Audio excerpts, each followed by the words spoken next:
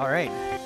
Hello, and thanks especially to those of you that I saw yesterday, decided to come back and give me another shot. I believe that today will be a little bit more empowering, a little bit less of a downer than some of the alarming indicators that I shared with you yesterday. In general, what I want to cover in the next 30 minutes, I think, pertains as much to the future of education as the future of business, as much to the future of work as the future of technology. The trends that I'm going to talk with you about and the examples that I'm going to talk to you about are honestly some of the only things that give me hope when I look at like the next 10 or 15 years and when I think about which industries are going to be dissolving and which underprivileged groups of people are losing their agency, their influence in the economy. The things that I'm going to be sharing with you today are the tools that I think best prepare us to manage in times of accelerating technological change. And I want to start by juxtaposing the stuff that I will talk to you about with the kind of standard recommendations that you hear at tech conferences in general, and even from people that are theorists of the exponential organization. If you've read exponential organizations or you're familiar with, say, Deloitte's Center for the Edge, you may know that successful business people who hire today's technology consultants are often advised to undertake risky and highly competitive strategies in order to remain relevant. Things like, hire a bunch of young people, focus exclusively on engineering and math, create a skunk works, scale the edge, abandon the core of your business. They're real dice rolls. And they're often at the same time advised to optimize for efficiency. It's all about speed. How can you be as fast as possible? What can you automate? What can you give over to an algorithm so that you don't lose against other businesses? And I feel like this is just the bleeding edge of the industrial mindset that first looked at workers and saw cogs, then looked at managers and saw algorithms, then looked at companies and saw the opportunity to automate the entire company. If you've heard of decentralized autonomous organizations, there are literally the very first companies that don't have people in them, that are code written to execute contracts and make and distribute profit. Right, that's a direction that we're going. Those are competitors that you may have to deal with depending on your sector. And a paradigm that hunts for efficiencies blinds itself to other values and may miss cultural and even market signals that offer other directions. Two ways of thinking about the dominant advice, both to companies and individuals, are the following. One is that we're told to race, just to go faster. We see these exponential curves, and we acknowledge that once they start going vertical, we can't even do the math. We're bad at even forecasting that, but we still tell people, learn to code, study science, technology, engineering, and math, reskill, become a software company, even if you're a paper mill. We still tell people, just hurry up and race. And the other thing that we tell people, if it's not race, is gamble. We try to say, let's just increase the entrepreneurial ecosystem. Do it yourself. Be an entrepreneur. And what that doesn't acknowledge is the failure rate of businesses. Like if I were to ask you, I start a new business today, what are the chances that that business has failed within 2 years? Give me some numbers. 80, 70, 90. You'll never hear anyone guess below 70. Very few studies would ever say that it's below 70. If it's a high-growth tech startup that I'm engaged in, it's over 90% failure rate. Strong majority fail. So suggesting entrepreneurship, gambling, as the answer to fragility or times of accelerating change is super irresponsible to groups of the population that don't have a safety net. Poor people that can't afford to fail, that would lose whatever minimal collateral they had and perhaps pull their families even deeper into a non-resilient state. The things that I'm going to be talking to you about in the later portion of this talk kind of de-risk entrepreneurship, are specifically designed to capture the benefits of entrepreneurship without the sometimes insufferable consequences of failure. In general, telling us to race or telling us to gamble focuses too much on the individual, accelerating the individual. It's as if when we look at a city, all we want to do is have better cars, electric cars, automatic cars, flying cars, instead of a brand new public transportation system, a different way of organizing the city itself. And the fact that so many municipalities actually think that way is just a testament to our design preferences. The market has over-focused us on the individual, and it's now underserving the potential of individuals to come together.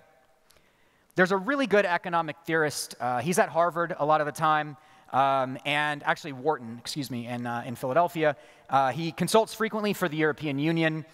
If you're unfamiliar with Jeremy Rifkin, I highly suggest this book. The first 80 pages will give you a great refresher on some of the exponential technologies you've been introduced here. And what Jeremy Rifkin says is basically capitalism is succeeding. What capitalism was designed to do is target market inefficiencies and capitalize on those inefficiencies, right? You find a margin and you build a business in that margin. But the more that competition carries on, the thinner those margins become until things that used to cost money are now free. So when Skype came along and made all your calls free, they took a $37 billion industry, collapsed it to a $2 billion industry, put tons of people out of business. That's on the way to a zero marginal cost society where we assume things to be free. Business models have to change in a time where there are more types of abundance around us. And one of the things that businesses have typically done is they focus on building a moat. Their defensive advantage, it might be their marginal cost, it might be their network effect, it might be the war chest, the money that they have. We're heading into an era where these are not really good defenses for your business at all, where all of these can be very quickly overcome, where a new company can grab all of your users in the space of 18 months, where an ICO can raise $500 million overnight, where the marginal costs are obliterated by some open source company out of Sweden that you weren't even paying attention to. So when we're heading into a zero moat environment, what does it look like to hedge? It's fine. Take the risks in exponential organizational theory. Do some of that. If you have the resilience, if you have the capital, take some risks. But what does hedging look like? That's also what the rest of this talk will discuss. One of the umbrella concepts to think about is ownership design. Everything that I'll share with you from here on out is about changing the way that changing what ownership means, changing the way that we engage with ownership. The book that's referenced up there just came out last month and is a great background to some of these experiments. If they resonate with you, have a closer look. I'll start by pointing out the old era of digital platforms. Uber and Airbnb are great examples. They're often praised at tech conferences for democratizing things or helping with sharing or collaborating. But in fact, they do this while centralizing a tremendous amount of power, wealth, and data in the hands of a very small number of individuals who are usually not in your country. They enable new forms of discrimination that we're only just starting to understand. They stand in direct conflict with democratically elected municipalities, regulatory bodies, citizenries. Their workers have no vote and little voice in the policies that determine how much money they make, and a lot of them are in the crosshairs of automation. So what's happened because of ownership design is that we're starting to see a new approach to platforms. And it's a direct result of the price performance of computing power becoming so much more abundant, so much cheaper for all of us. Because a little while ago, 10, 15 years ago, if you wanted to run a platform, you needed some of the best engineers in the world. Great database architects, you needed huge racks of servers, you needed great people maintaining and defending your computer system. Now, to set up a digital platform is not a fancy thing. That's what the abundant technological future means. Things that used to look like unbeatable technological advantages are now in the pocket of the community. So platform cooperatives are springing up. I'll give you a few examples of them. So Fairmondo, started in Germany, is a competitor kind of, to an eBay. It's a bunch of merchants who own the entire digital infrastructure and sell their goods and services all around Germany. They capture all of the transaction fees and all of the information. None of it goes to California. And they are so values aligned behind this that they let other people that want to create a Fairmondo in California, in Canada, in Portugal, to just copy their tech stack and their brand, get a bit of coaching, and then run with it. This lines up a bit with what I was saying yesterday, where good solutions more and more are copy-pastable, where the people that design them want you to pick them up and use them and share your learnings about what it's like to use them. Stocksy is another good example of a platform cooperative. There were a lot of photographers who were uploading their images to like iStock and Flickr and not getting much of the money. You know, users of those platforms would buy the rights to the image, but the platform would keep all of the money. And these photographers got together and they're like, this isn't hard. Why don't we create one of these platforms? Which they've done. And they have gated access to it, so they have very high quality standards. They all develop the technological literacy necessary to maintain that platform. They enrich themselves and have a superior brand as a result. And it's not just traditional groups of producers. At the 3rd annual Platform Cooperative Conference, which just happened about a year ago, actually. The 4th one will be next month. Savvy was introduced, and this is a platform cooperative of patients, medical patients. And what they're doing is coming together and sharing information that they've learned about having whatever disease or illness they have and the different treatments they've gone through. They thought, you know what, this is valuable information. Why don't we come together, cooperativize, and sell it back to medical companies that want to distinguish themselves by being patient-centric, by caring about people. So that's a total, it flips on its head the idea of who in this market should even be paying. Now the patients are getting paid to share whatever they've experienced as patients. If these ideas resonate with you, and if you want to track this ecosystem, the IOO.coop now already tracks more than 200 platform cooperatives. 4 years ago, there were 8. So we have much more than a doubling pattern of the growth of this ecosystem. And we talked before about what the chances are of a standard business failing. If you start a cooperative, what are the chances? Now, these statistics come from the Mondragon Cooperative Network, just not too far from here in Spain, right? They're one of the biggest cooperative networks in the world. They've been around for decades. They're expert at spinning up co-ops. They do it every month. They've researched the success rate of cooperatives that they start. What percentage of those co-ops do you think are still in business 5 years later? Take a guess. 50? I have one guess, 50, 40. 80% of them. 80% of the cooperatives that they start are still operating 5 years later. That is way more than a 10x increase in the likelihood that your business doesn't fail over traditional business models. So however fusty or old-fashioned a cooperative might seem to you in the context of hedging your bets in times of rapidly accelerating technological change, they deserve your reconsideration, especially because they're now getting digitized. Here are other things that will accelerate this ecosystem. This company now is a platform cooperative for starting other platform cooperatives as a service. If you want to start a platform cooperative, you can engage them. One of their products, they can stand up for you in 24 hours. If you don't want to hyper-customize it, if it's for something they've done before, you will be owning and running your own platform cooperative a day later. Their customization package takes like 2 or 3 days. They just raised well over €1 million in overnight from 40 different countries just a few months ago. Massive interest from around the world in what they're doing.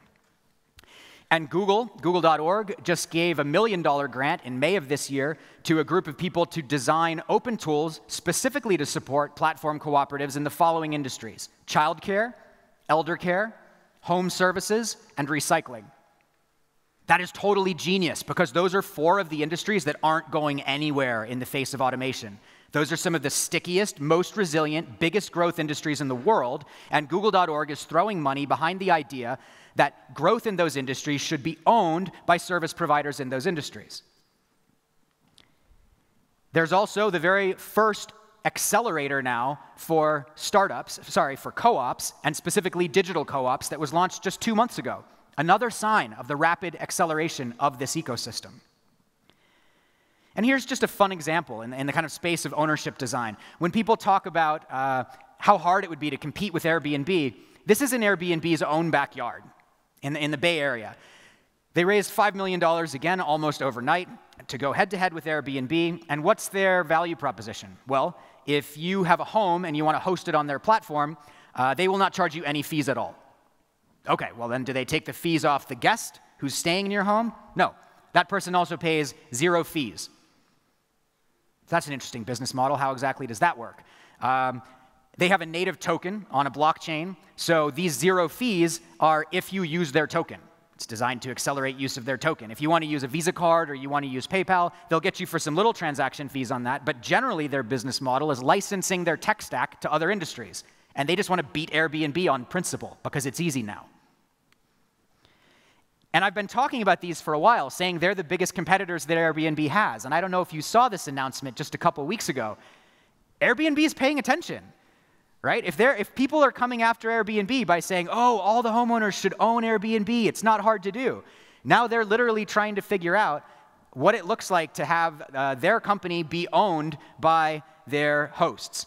And it's a little trickier in their position because they're not all sophisticated investors, but like they're paying money to figure out how to stay ahead of this disruptive wave of social innovation.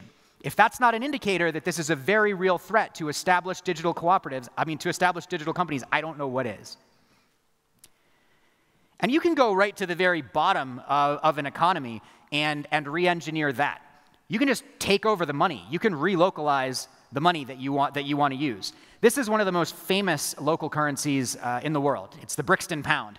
It's kind of funny, if you want to get the Brixton Pound with David Bowie on it, I think typically it costs about 40 euros on eBay, even though it is only worth 10 British pounds. It's pegged to the pound, but you can only spend it in the city of Brixton. So when you go into Brixton, you exchange 20 British pounds, they give you 21 Brixton pounds, and those are spendable only at local businesses around Brixton. Not your kind of Safeways and giant chain stores, but the local ones. This has been doing wonders for their local economy. And it's totally legal. When the royal family goes to Brixton, they get selfies waving around the Brixton Pound. This is fully endorsed by the banks and the governmental system of Britain. And it is proving to be a real jumpstart for economies that were starting to fail and see most of their profits be sucked out by companies that were not resident. This experiment is fantastically interesting. The city of Berkeley is in the final stages of preparing to launch what is sometimes called the Berkeley ICO, the initial coin offering of Berkeley. But another way to think of what they're doing is they're taking full control over the process of launching a municipal bond.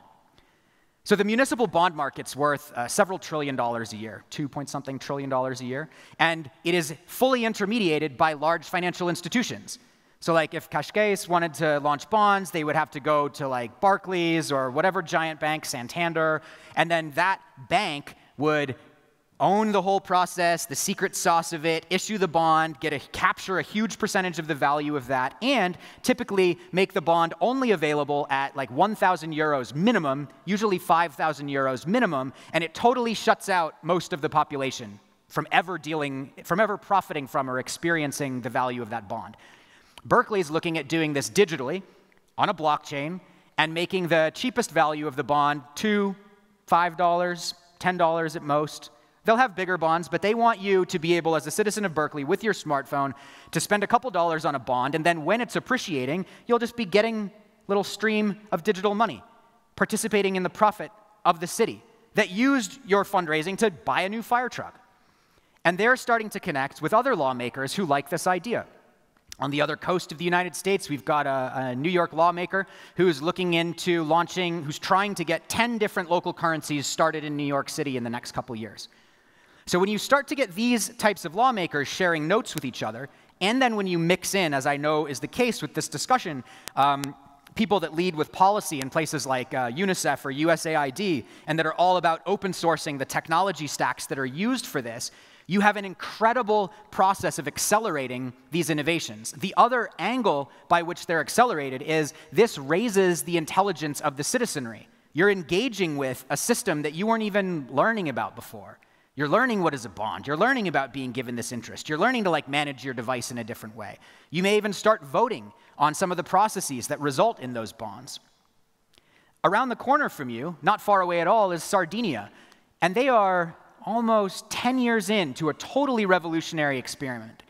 During the financial crisis around 2009, 2010, they were one of the hardest hit regions in at least Mediterranean Europe. They had unemployment creeping up to 30%. And they were looking around Sardinia, and they were like, this makes no sense. We're all still here. We're all still just as good at doing the businesses that we did before. None of us lost our skills. Sardinia is still a plentiful area. We just don't have any euros. They just won't give us any euros, so our economy is starving. So they thought, all right, let's create our own digital currency and make it for small and medium-scale enterprises, make sure that they're credible, make sure that they check out. There's a bit of a gate on it, but once people say, yeah, that's a legitimate business, come on in, and then you've got a spectrum of debt or savings that you can kind of hold of this digital currency, and then you transact the Sardex with other businesses, people in your supply chain, people that supply you, whether it's your plumbing and services or whether it's financial services. They now push $100 million a year through Sardex. That's how big it is in their economy. And it totally jump-started them faster than regions that did not undertake this experiment. They get visited all the time now by other municipalities and regions that want to learn how to do what they've done. And that was before you could layer blockchain into it. If you're interested in like the blockchain angle, Holochain are looking at how to bring mutual credit systems into the blockchain. They're well capitalized. It should be a good experiment. One more thing on this angle, there's a publicly traded company called Digital Towns that are basically taking the idea that a city should be in total control of its tech stack and kind of going on the road, walking up to like Dallas or Austin and saying, you should have your own Airbnb, your own Uber, your own Expedia, your own Amazon, your own eBay, all of that, you should capture it. Your city should be able to run all of that, keep your citizens' data, have like great standards around how that works. None of it's magic anymore. If you want, we can have a blockchain token in there. You can use it for voting if you want, right? They're just running around educating cities as to how easy it is to experiment in this kind of way. This is the kind of thing that dissolves the entire economic terrain under some of the biggest and seemingly most successful companies that we see around us. This stuff is only as good, though, as our ability to include ourselves and engage with it. We need to be more civic-minded, more civically educated. So what are some of the opportunities to move in this direction? I often talk about participatory budgeting, and I didn't realize until speaking with some of your own municipality that Cascais is globally recognized for having expertise in participatory budgeting. I'm curious, how many of you, by show of hands, have engaged with the participatory budgeting options here in this town? That's beautiful. That's like at least 40% of the audience raising their hands. I'm now going to have to find some particular stories to work into this presentation in the future. I'm actually not going to spend as much time on participatory budgeting as usual because of that.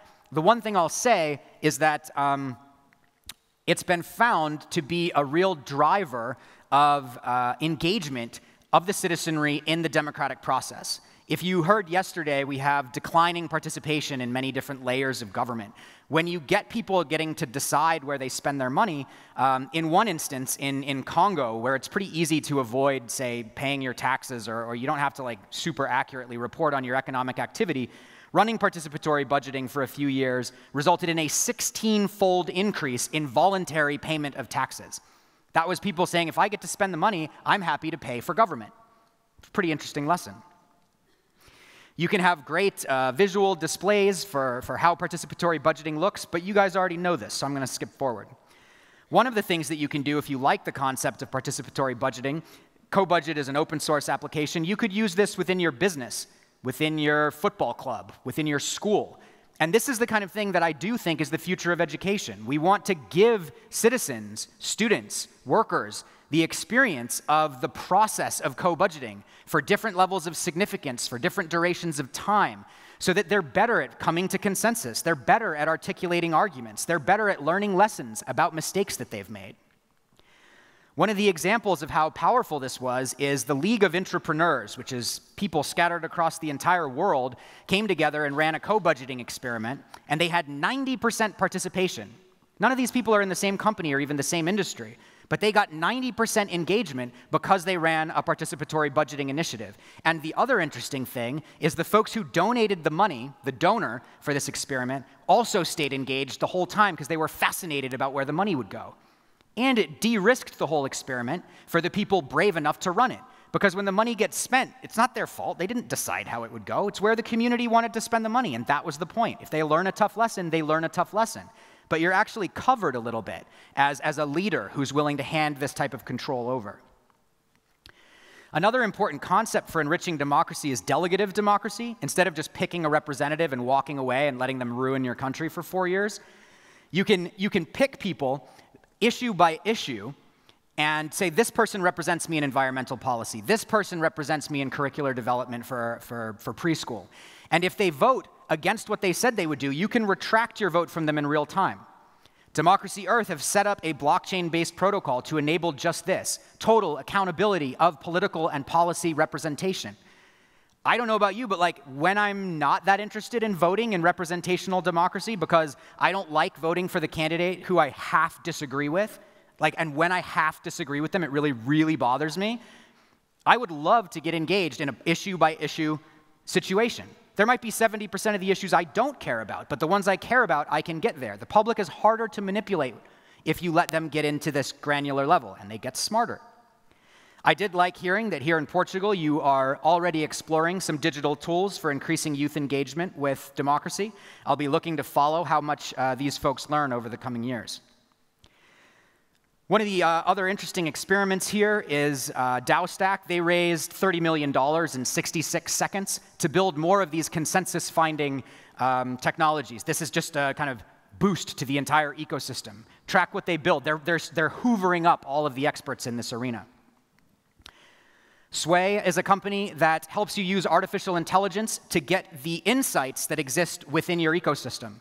So if you have like janitors or people that are like never communicating successfully with management, but they have really good ideas, maybe they have a heavy accent, maybe they communicate in what looks like a disorganized way, the artificial intelligence algorithm is designed to find the nugget of insight that they have, repackage it as something management can use, and then push it up the ladder. They're starting some fascinating pilots, and they won a major vote of confidence from a governance conference in Sweden. Twitter has gotten a lot of criticism for how polarizing it can be. Jack Dorsey publicly endorsed this company as a way of addressing that problem. They come out of MIT's Social Lab, and what they do is they measure the health of public conversations. They use artificial intelligence and sentiment analysis to find out where are there pockets of toxicity. You could run this through your company's Slack channels and find out where is your culture going septic? Where is there bias? Where are there unfair beliefs or disrespect of the customer? Where's that happening?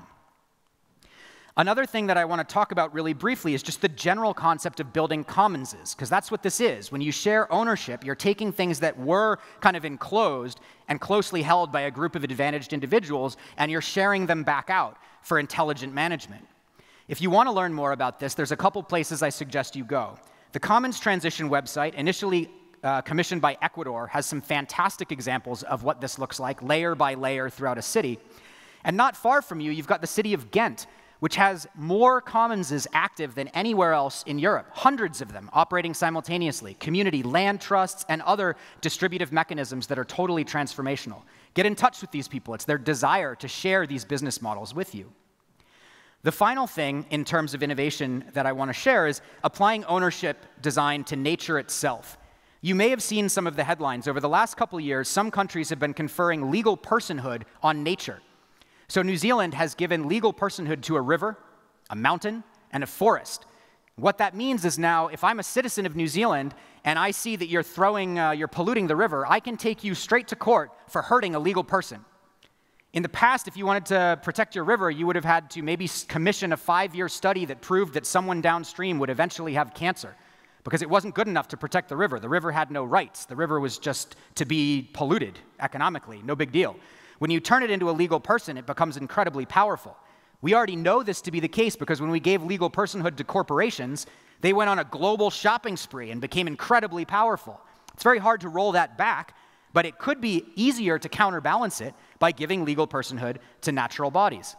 It's not just New Zealand. We see this also in India, in Bolivia, in Pittsburgh. It's starting to happen. Santa Monica, you can do it in a city. You can do it in a region. You can do it in a country.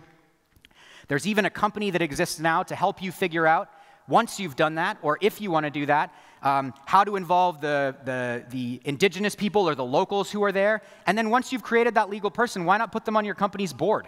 Give them a board seat. Drive equity towards them. Give them 1% of your revenue. What would a river do if it was making 1% dividends on a giant corporation's money? Would it buy its own riverbanks? Would it buy its watershed, its alluvial plains? Would it plant a particular type of tree? Would it protect a particular type of fish? People are looking at giving legal personhood to an endangered species as well. How would it advocate for itself? This type of legal experimentation cannot happen fast enough.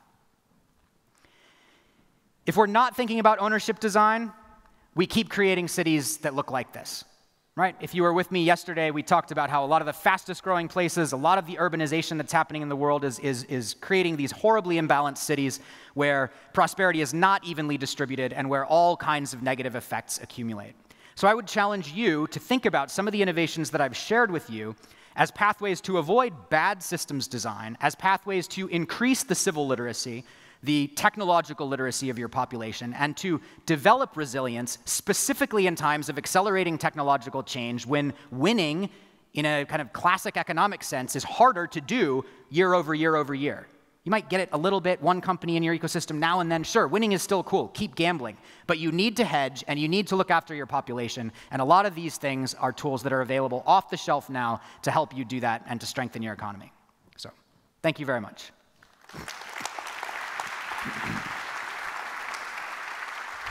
Q&A? All right. Thank you, Nathaniel. We actually do have just a couple minutes to maybe throw a question or two at you. So I see you got a sip of water. Are you ready? I am ready, yeah. Okay, great. So whenever I see you talk about these things, I'm struck by and encouraged by the variety of examples and the breadth of innovation. And I'm wondering how much synergy you're seeing between the parties that are launching these new civic tech initiatives. Are they sharing learnings well? What has been your experience so far? It's a great question. I mean, even 3 years ago, 3.5 years ago, when the notion of platform cooperatives were first introduced, it was conceptually super appealing. And I remember I used to talk about it as like, this is probably going to be big, but I had 2 examples and they kind of sucked. You know, they weren't very exciting, but it still seemed important. And now when you're picking from 200 examples of platform cooperatives, or when you're looking around and finding that municipalities are years deep into these experiments, it's quite heartening. It hasn't yet been an ecosystem that connects to itself very well. Platform cooperatives are talking to each other. Municipalities that are running these experiments, in my experience so far, from reaching out to them, haven't started to connect as much. But their appetite for that connection is pretty high. And I've been helping to engineer some of those connections, and I think that we'll hit a little bit of a tipping point where they are sharing lessons and enabling their success, I mean, pretty soon. I'd expect to see a lot more of it even just next year.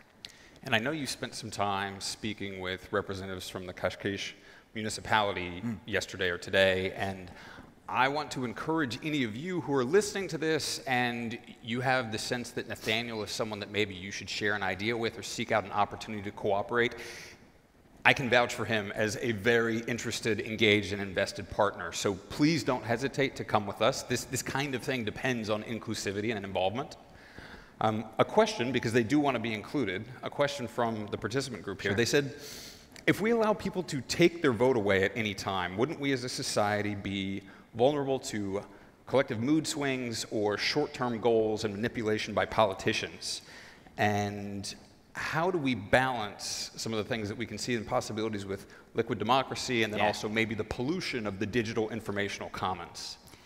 I love that that question always comes up, because the fact that it is almost immediately the first concern of a room means that it probably won't be a problem, because you're identifying it as something to design the system to be resilient against.